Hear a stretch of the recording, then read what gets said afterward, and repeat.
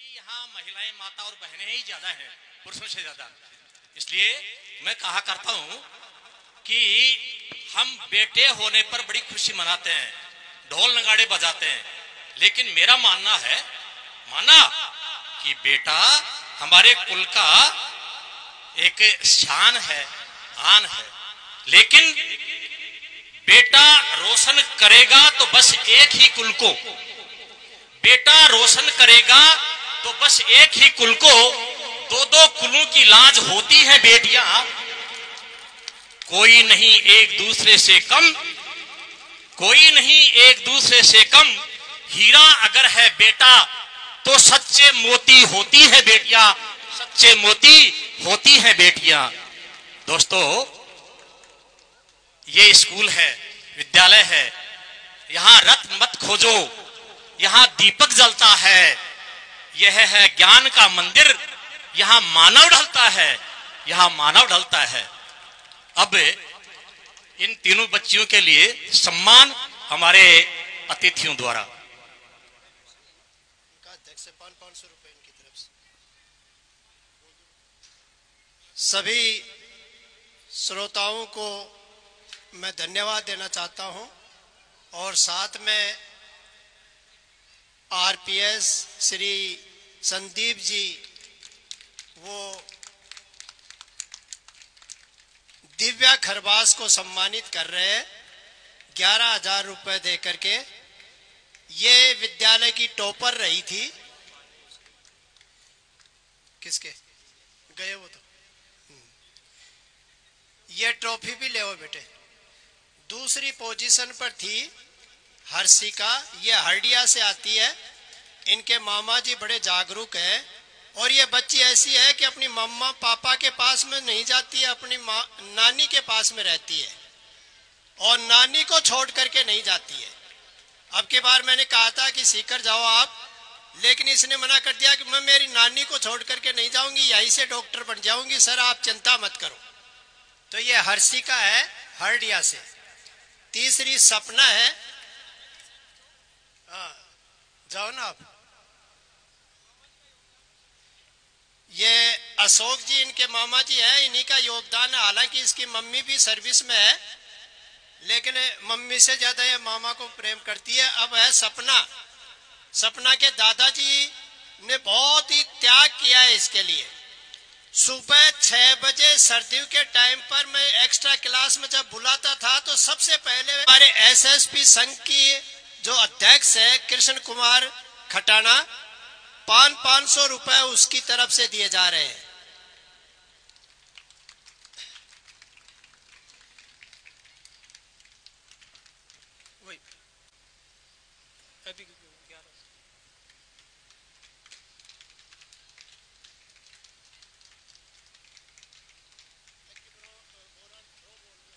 लक्की boron throwball के अंदर है। देखो बेटा, फेडरेशन का जो सर्टिफिकेट होता है वो 2 साल के लिए ही वैलिड होता है, लेकिन स्कूल गेम का जो सर्टिफिकेट होता है वो लाइफ टाइम वैलिड है। आपको जब भी जरूरत पड़े आप उस सर्टिफिकेट को काम में ले सकते हो। पीटीआई के अंदर स्टेट के 40 नंबर उसके अंदर काउंट होते हैं। यदि आपको पीटीआई बीपीटी करना है तो 40 नंबर सिर्फ उस स्टेट के सर्टिफिकेट के काउंट हो जाएंगे। सारा जो ध्यान रखने का काम है ताऊ जी का है। ये अपनी पापा मम्मी को नहीं जानता है। ये पापा मम्मी ताऊ ही है जो इनके लिए दिन और रात मेरे से भी संपर्क में रहते हैं और बच्चे के बारे में बच्चा भी इन्हीं को विशेष रूप से तवज्जो देता है। इनके पिताजी सुरेंद्र जी आए हुए होंगे यहाँ पर, बुरा न माने, लेकिन ये बच्चा जो प्रोडक्ट है वो अपनी ताऊ जी की मेहनत से है। नवोदय या सैनिक स्कूल में गए हुए बच्चे अपनी संस्था में आते हैं। ये नितिन की दिया जा रहा है।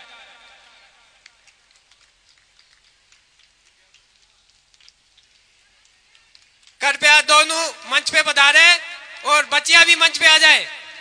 प्रशांत भास्कर, उसने आईआईटी करके गूगल के अंदर लगा हुआ है, अभी बेंगलोर पोस्टिंग है। और जो बड़ी बच्ची है एकता, वो अभी फ्लोरेटो से एमएस कर रही है, एनआईटी किया उसने, उसके बाद में जॉब की और अब एमएस करने के लिए विदेश चली गई है। तो कहने का मतलब ये है कि चाचा जी के दोनों बच्चे बिल्कुल सेटल्ड है, चाचा जी के टेंशन है नहीं। अब नई पीढ़ियों की टेंशन स्टार्ट हो गई है।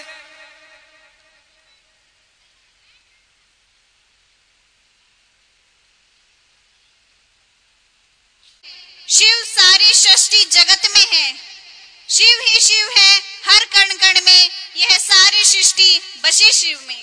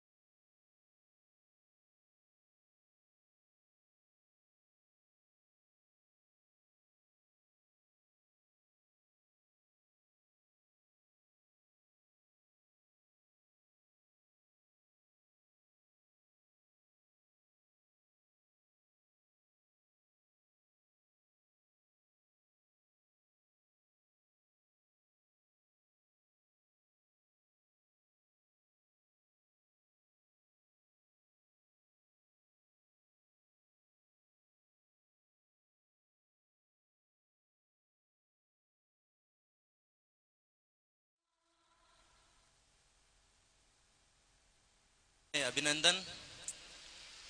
एक तो सबसे क्षमा प्रार्थी हूँ कि थोड़ा लेट हो गए आने में, और यहाँ पे उपस्थित मेरे बड़े भाई साहब कल्पेश जी जो मेरे बैचमेट भी हैं और राजस्थान विश्वविद्यालय में मेरे साथी भी रहे, राजस्थान लॉ कॉलेज के अध्यक्ष हिमांशु जैप, रवि जी गुप्ता, दिशा स्कूल के डायरेक्टर श्री कृष्ण जी खटाना साहब, कुलडाराम जी रिटायर्ड प्रिंसिपल, सरदार मल जी, अप्पू जी कृष्णिया जी, और यहाँ इस स्कूल के director Bhaskar sir.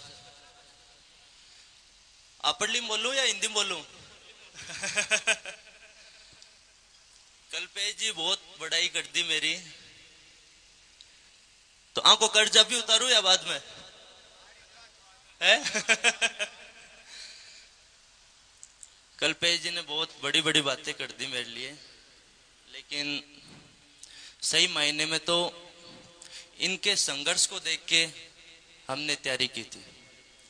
Rajasthan university में जब ये थे तो रिसर्च रिप्रेजेंटेटिव रहे, उसके साथ साथ इन्होंने राजस्थान प्रशासनिक सेवा की तैयारी की, और उस दौरान इनका एक्सीडेंट हो गया।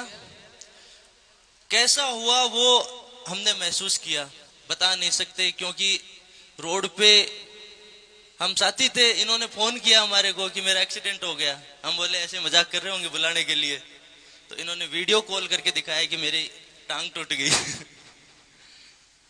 तो उस कठिनाइयों से निकल के इन्होंने ये सफलता प्राप्त की।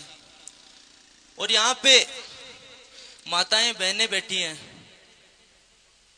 बुजुर्ग माता पिता समान बुजुर्ग बैठे हैं, उनको मैं यही एक मूल मंत्र दूंगा कि आप किसी चीज में इन्वेस्टमेंट कर लो, लेकिन शिक्षा में किया हुआ इन्वेस्टमेंट आपको जरूर परिणाम देगा। ये छोटे छोटे बच्चे यहाँ पे बैठे हैं, मैं स्कूल डायरेक्टर साहब से भी एक निवेदन करूंगा कि ये 10वीं क्लास तक स्कूल है, जब 10वीं क्लास के बाद ये यहाँ से जाएं तो इनको ये चीज का ज्ञान हो कि आगे जाके ये कौन सा सब्जेक्ट लें, साइंस लें, कला लें। यहाँ पे इनका इस चीज का अगर इनको जागरूक कर दिया जाए तो इनको कैरियर में कौन सा ऑप्शन चयन करना है, उसके लिए इनका विजन क्लियर हो जाएगा। साथ में यहाँ प्रिंसिपल साहब बैठे थे, मैं उनसे ये भी कह रहा था कि अपने समाज में अभी भी एक चीज ऐसी चल रही है कि जो शिक्षा प्राप्त करके कोई पद प्राप्त करता है उसका तो पूरा मान सम्मान किया जाता है, लेकिन यहाँ पे कल्चरल प्रोग्राम चल रहा था, उसमें अगर कोई भागीदारी निभाता है, स्पोर्ट्स की अपन ने उद्घाटन किया आज, अगर उसमें कोई बड़ा नाम कमाता उसको अपन बुला देते हैं, खुद बुला देते हैं। अपने आसपास ऐसे बहुत सा टैलेंट है, तो मैं डायरेक्टर साहब से निवेदन करूंगा कि अगली बार ऐसी प्रतिभाओं को भी खोजें आप। और सुनील जी का और डायरेक्टर साहब का बहुत बहुत धन्यवाद, उन्होंने ये मंच दिया, यहाँ आने का मौका दिया, इसलिए बहुत बहुत धन्यवाद। यहाँ उपस्थित सभी लोगों का बहुत बहुत साधुवाद, धन्यवाद। सर ने 2-3 बातें स्कूल के लिए कही, उसके लिए मैं इनको धन्यवाद देता हूं। इसके अलावा इन्होंने कहा कि 10th क्लास करने के बाद में बच्चे जाएं तो आप उनको मोटिवेट किया करो। तो 10th क्लास का जब एग्जाम स्टार्ट होता है तो बच्चों से ज्यादा उनके अभिभावकों के फोन आना शुरू हो जाते हैं कि सर अगली साल हम हमारे बच्चों का एडमिशन कहाँ करवाएं। और ज्यादातर जो है, कुछ मेरा एक्सपीरियंस है, कुछ अड़ोस पड़ोस का माहौल देखते हुए बच्चों के एजुकेशन के हिसाब से, उनके माइंड के हिसाब से उनको अलग अलग सब्जेक्ट हम बता देते हैं कि भाई आप आर्ट्स में जाओगे या कॉमर्स लोगे या साइंस लोगे। और बच्चे कई बार मानते हैं, कई बार अभिभावक भी जिद पकड़ जाते हैं। कोशिश यही रहती है कि बच्चे को उनके टैलेंट के हिसाब से ही सब्जेक्ट चूज करने का मौका मिले।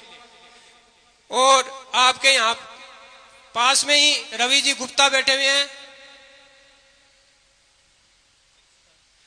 ज्यादातर बच्चे अपने यहां से निकल के उनके स्कूल में ही जाते हैं। क्यों? जो माहौल अपना यहाँ 10वीं तक है वही माहौल उनको वहां पे 11th और 12th में मिल जाता है। तो हमारे भी टेंशन कम हो जाती कि बच्चा जाके आगे बिगड़ेगा या सुधरेगा, क्या होगा।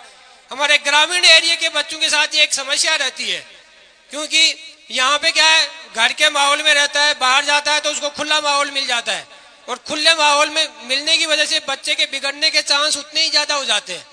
यदि बच्चे पे ध्यान नहीं रखोगे तो बच्चा गलत लाइन भी पकड़ सकता है और सही लाइन भी पकड़ सकता है।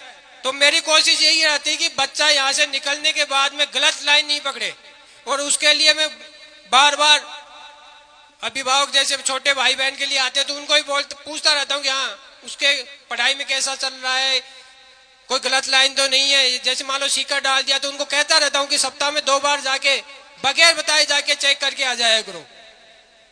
इसके अलावा गेम्स के लिए भी मैं आपको बता दूं कि शूटिंग रेंज की स्टार्ट हो चुकी है। जुलाई से पहले आपके 2 गेम और आ जाएंगे, और भगवान ने चाहा तो तीरंदाजी के भी और लेके आ जाऊंगा मैं यहाँ पे। और जो भी बच्चे प्रैक्टिस करेंगे उन बच्चों को 80% बच्चों को स्टेट खिलाने की गारंटी और मेरी है। यदि बच्चे में दम है तो वो नेशनल भी खेलेगा, और ये नहीं कि बच्चा मतलब कि अपन ने जबरदस्ती खिला दिया, वो सिस्टम भी नहीं है। बच्चा स्टेट खेलेगा यदि बच्चे में थोड़ा बहुत भी टैलेंट है तो, और यदि बिल्कुल भी टैलेंट नहीं है तो उसका तो देखो मैं दूसरी लाइन ही बता सकता हूं।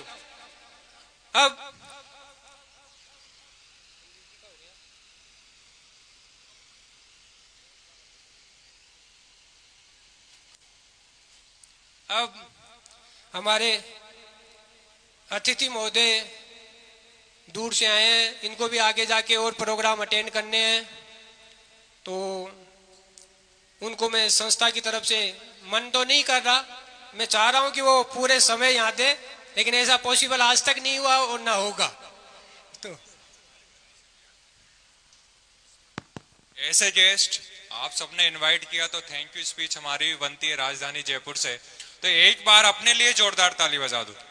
ऐसा फील नहीं हो रहा कि हम किसी गांव में बैठे हैं, ऐसा फील हो रहा है कि राजधानी की किसी प्राइवेट स्कूल में ये फंक्शन चल रहा है। जिस तरह से स्टूडेंट्स आपके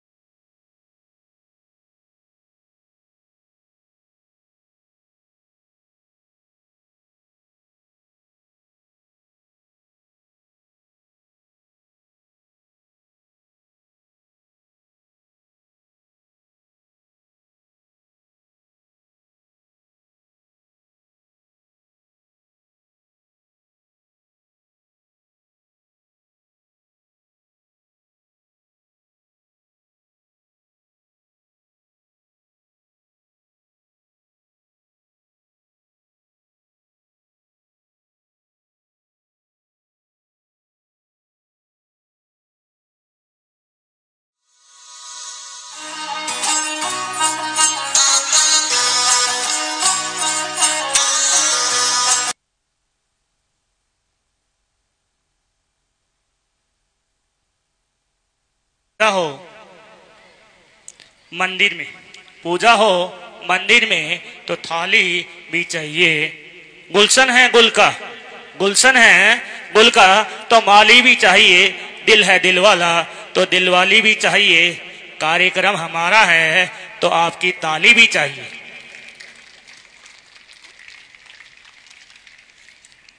ओके, अब मैं निशा जी मैम को जो लीड पावर की कोऑर्डिनेटर हैं उनको स्टेज पे आमंत्रित करना चाहूंगा, तो वो आए और अपने शब्दों से हमें रूबरू करवाए। तो मैम के लिए जोरदार तालियां। हेलो, नमस्ते सभी को, टीचर्स को, प्रिंसिपल मैम को, पेरेंट्स को, चीफ गेस्ट्स को। बहुत अच्छा लगा बच्चों ने इतने मेहनत से जो प्रोग्राम की तैयारी करी थी और इतने अच्छे से जो प्रोग्राम आप लोगों के सामने एग्जीक्यूट किया, उसको देखने के लिए आप अपना कीमती समय निकाल के स्कूल में पहुंचे। उसके लिए पूरे स्कूल की तरफ से आप सभी को धन्यवाद। मुझे सारे प्रोग्राम, सारे डांस, सब कुछ, सारी तैयारी बहुत अच्छी लगी। आई एम श्योर आप सबको भी अच्छा लगा होगा। आप सबके आने से स्कूल के टीचर्स का, स्कूल का, बच्चों का, सबका मनोबल बढ़ता है। तो प्लीज स्कूल के साथ इंटरेक्शन अपना इसी तरह से बनाए रखें। मैं निशा सिंह हूँ, एकेडमिक एक्सीलेंस मैनेजर। स्कूल के साथ काम करती हूँ, एकेडमिक्स टीचर्स के साथ में और प्रिंसिपल मैम के साथ में। स्कूल हमने सबने देखा किस तरह से खेल की अलग अलग गतिविधियों को बढ़ाया जा रहा है, बच्चों को प्रोत्साहित किया जा रहा है, न्यू टेक्निक सिखाई जा रही है।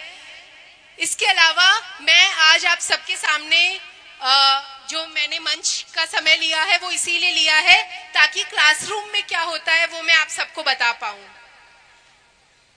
जगदीश सर, अनीता मैम बहुत मेहनत कर रहे हैं कि हमारे जो बच्चे हैं वो बहुत अच्छे से पढ़ें। जैसा कि नेशनल एजुकेशन पॉलिसी, जो राष्ट्रीय शिक्षा नीति है, वो भी कहती है कि हमारे बच्चे सब अलग अलग तरीके के होते हैं। किसी को डांस में मन लगता है, किसी को पढ़ाई में लगता है, किसी को खेल कूद में लगता है। उसी तरह से बच्चों का जो सीखने का तरीका है वो भी अलग है। कुछ बच्चे सुन के सीखते हैं, कुछ बार बार लिख के प्रैक्टिस करके सीखते हैं और कुछ देख के सीखते हैं। तो इसको मद्देनजर रखते हुए हर क्लासरूम में कोशिश की है स्कूल ने ऑडियो विजुअल क्लासरूम बनाने की।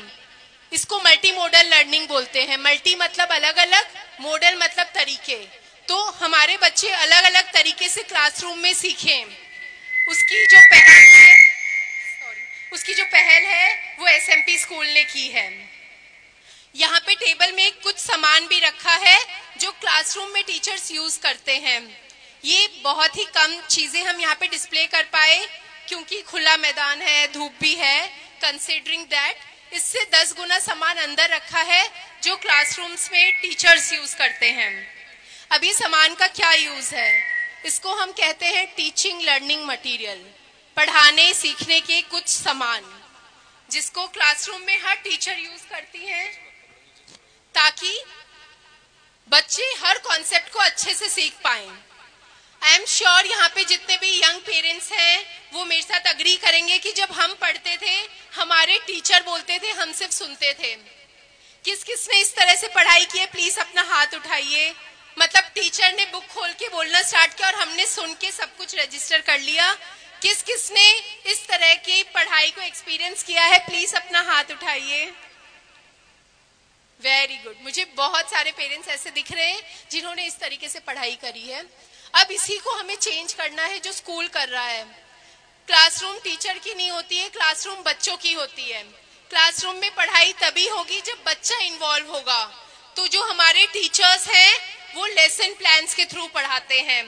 जिसने भी यहाँ पे बीएड की है या थोड़ा भी मतलब एजुकेशन सेक्टर से जुड़े हैं, आई एम श्योर वो अंडरस्टैंड करेंगे कि लेसन प्लान क्या होता है। लेसन मतलब पढ़ाना, पढ़ाने का प्लान।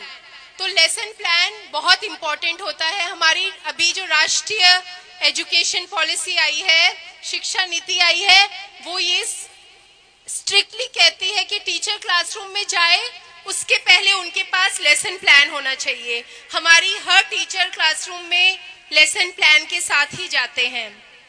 अब लेसन प्लान का जो तरीका है, जो लेवल है, जो रिगर है, वो भी बहुत स्ट्रिक्ट है और डेफिनेट है। सबसे पहले टीचर शुरू करते हैं टीचर लेड पार्ट से। टीचर लेड मतलब टीचर किसी भी कॉन्सेप्ट को समझाते हैं।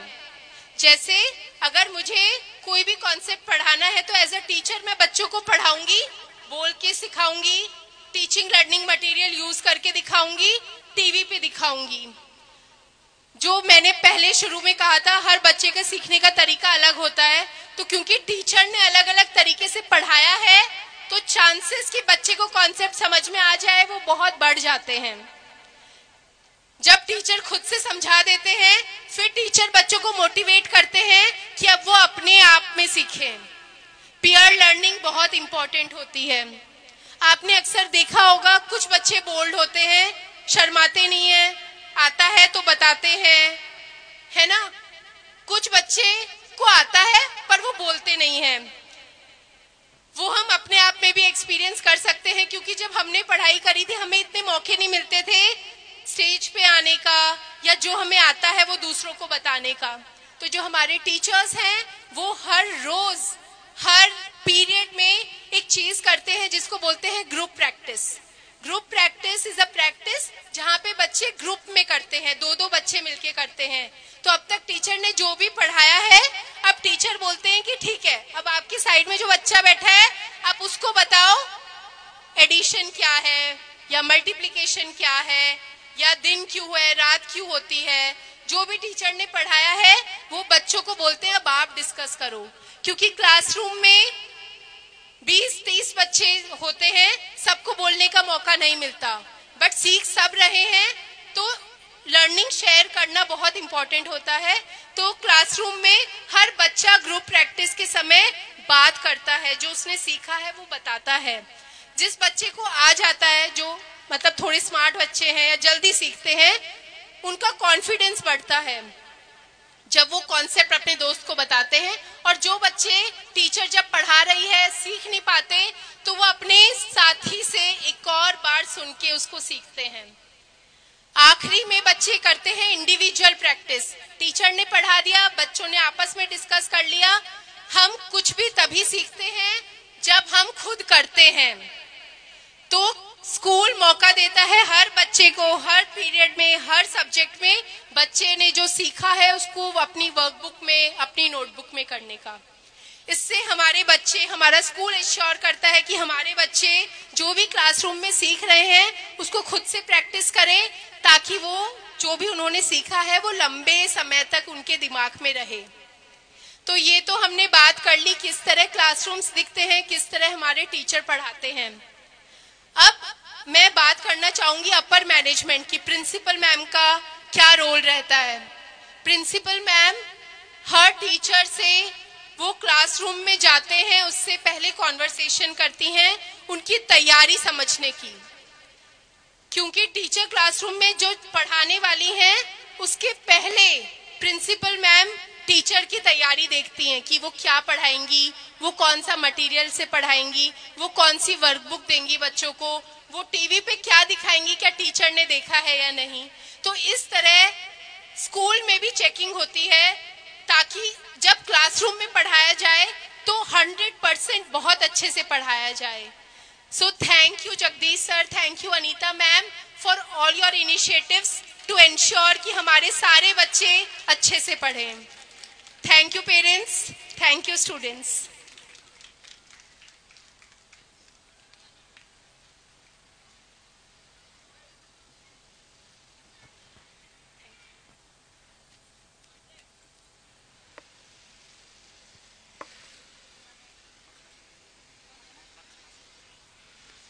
Now the next performance is Makhna song by class 8 girls.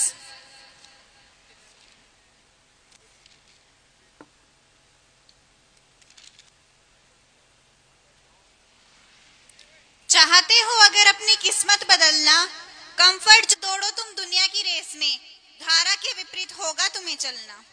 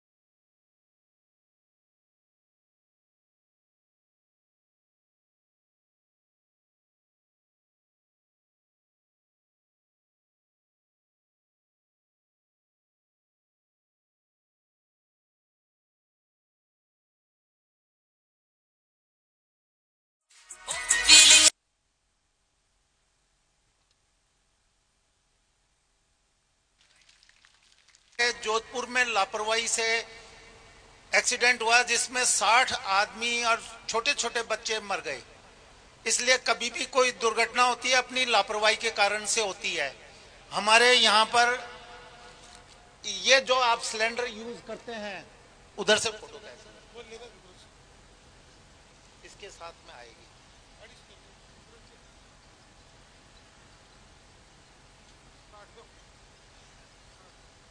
तो अपने पहली सुरक्षा तो अपने चूल्हा और सिलेंडर के बीच में ये रबड़ पाइप आती है। ये रबड़ पाइप केवल इंडियन ऑयल के हमारे ऑफिस में ही मिलती है। उसके अलावा जो बाजार में मिलती है वो डुप्लीकेट होती है, जो 5 साल पूरे नहीं चलाती है।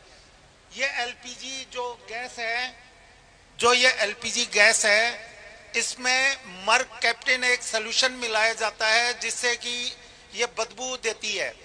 जब भी कभी आपको बदबू महसूस हो, सबसे पहला काम है कि इसके ऊपर ये सेफ्टी कैप लगाओ और खिड़की दरवाजे खोल दो और घर के बाहर आ जाओ।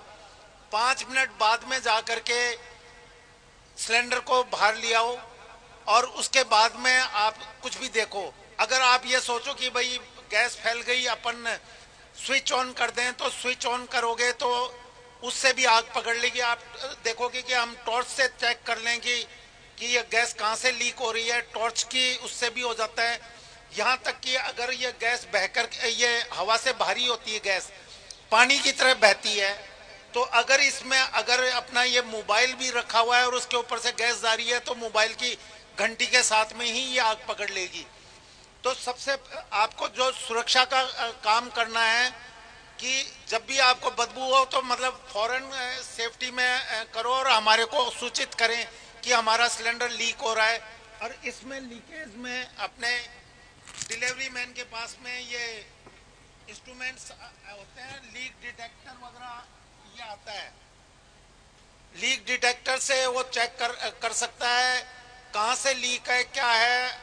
तो इसलिए आप हमको जब भी लीकेज हो तो हमारे को डिलीवरी मैन को या हमारे को सूचित करें, आपकी फौरन समस्या का समाधान किया जाएगा।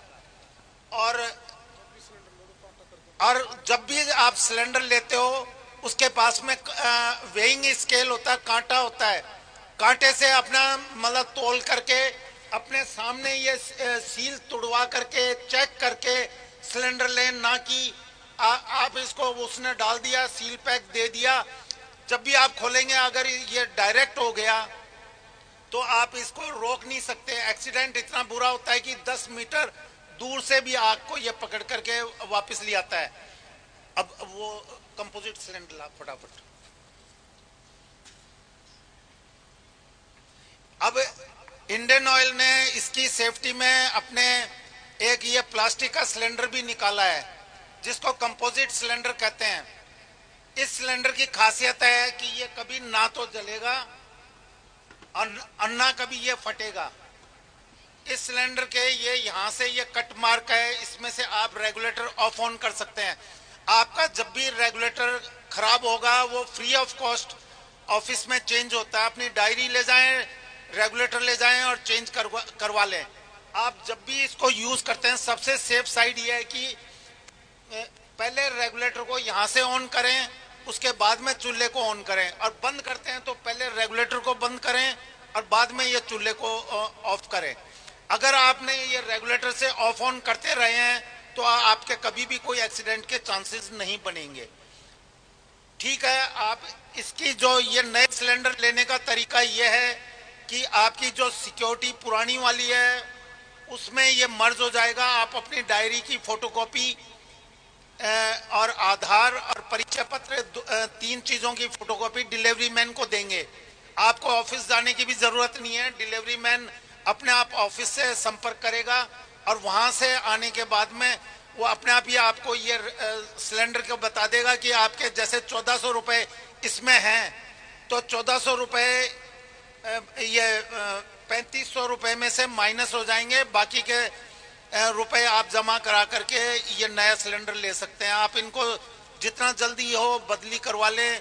आने वाले टाइम में यही सिलेंडर रहेगा। इसमें क्या है कि जैसे ही आग लगेगी तो ये प्लास्टिक का इतना ज्यादा कार्बन डाइऑक्साइड निकलती है कि ये हाथों हाथ बुझ जाता है, फिर भी ना बुझे तो ये फाइबर का बना हुआ है।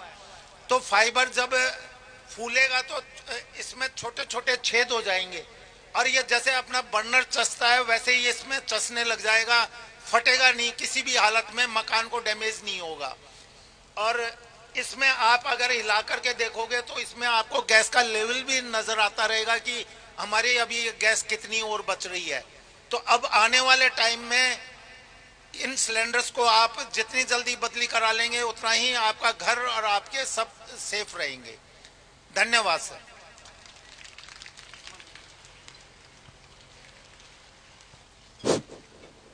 अभी आप लोगों के 500 और 1000 के नोट बंद कर दिए गए थे, उसी प्रकार से एक दिन ये घोषणा होने वाली कि भाइयों और बहनों, आज से पुराने वाले सिलेंडर बंद और नए सिलेंडर स्टार्ट।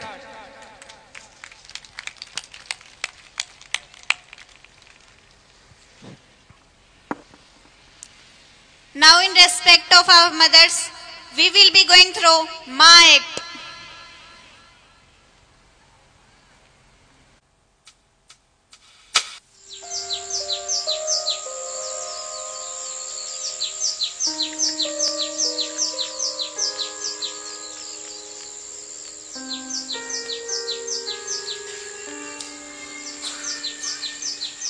वो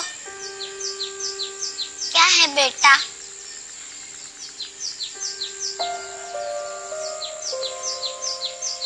वो क्या है बेटा? गिलहरी है माँ।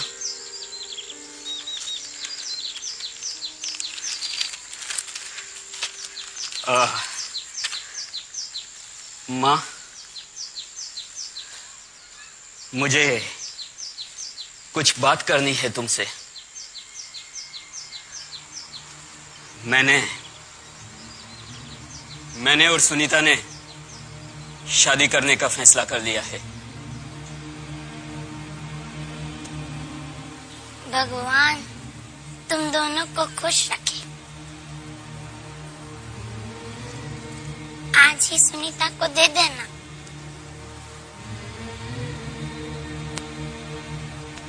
वो क्या है बेटा? गिलहरी है माँ। माँ, शादी के बाद सुनीता और मैं साथ साथ रहेंगे।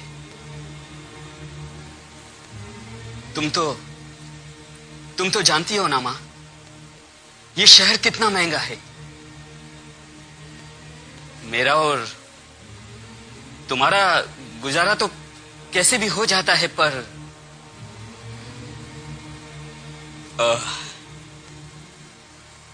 सुनीता के आने के बाद शायद इसलिए हम चाहते हैं कि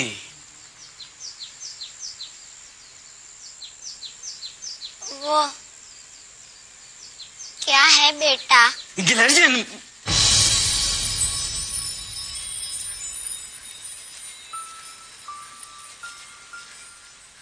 देखो मां, बुरा मत मानना, क्योंकि बहुत सोचने के बाद मैंने और सुनीता ने यह तय कर लिया है,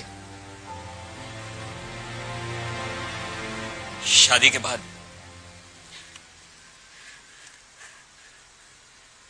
के बाद हम तुम्हें साथ नहीं रख पाएंगे।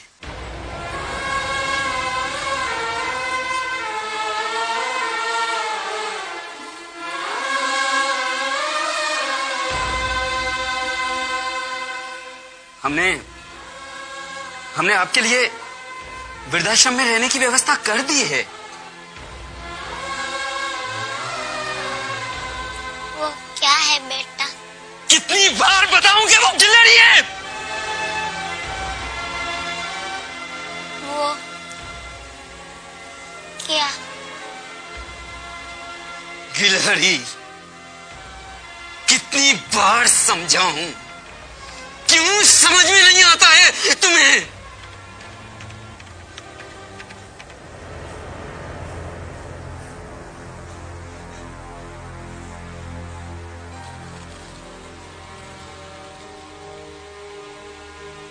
अब कहां जा रही हो तुम?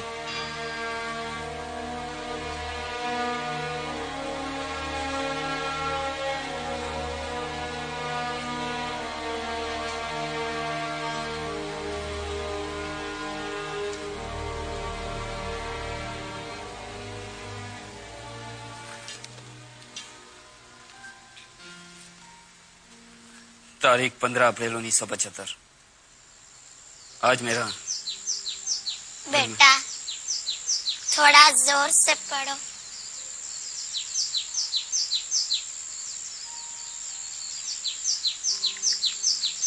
आज मेरा बेटा 3 साल का हो गया।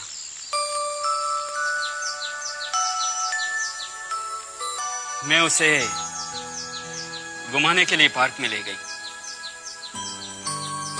हम बैठे हुए थे और अचानक एक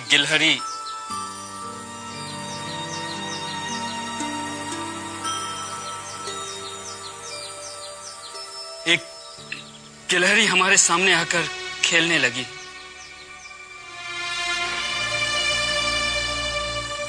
मेरे बेटे ने मुझे 21 बार पूछा, वो क्या है?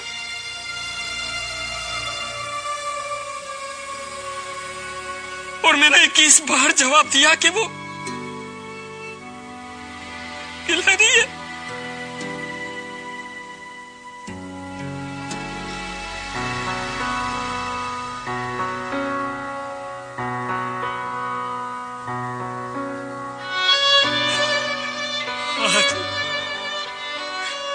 आज मुझे महसूस हुआ कि इस संसार में अगर मैं सबसे ज्यादा प्यार करती हूं तो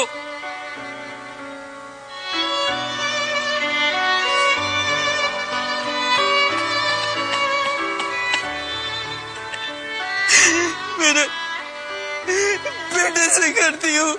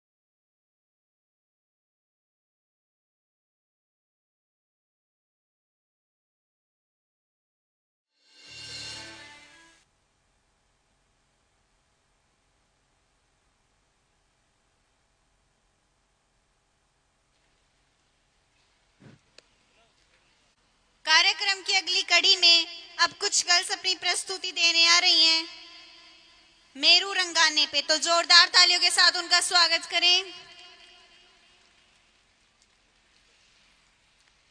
रंग रंगा सबने न्यारी, मन मोह के घनी प्यारी, राजस्थान की निराली धरा मारी।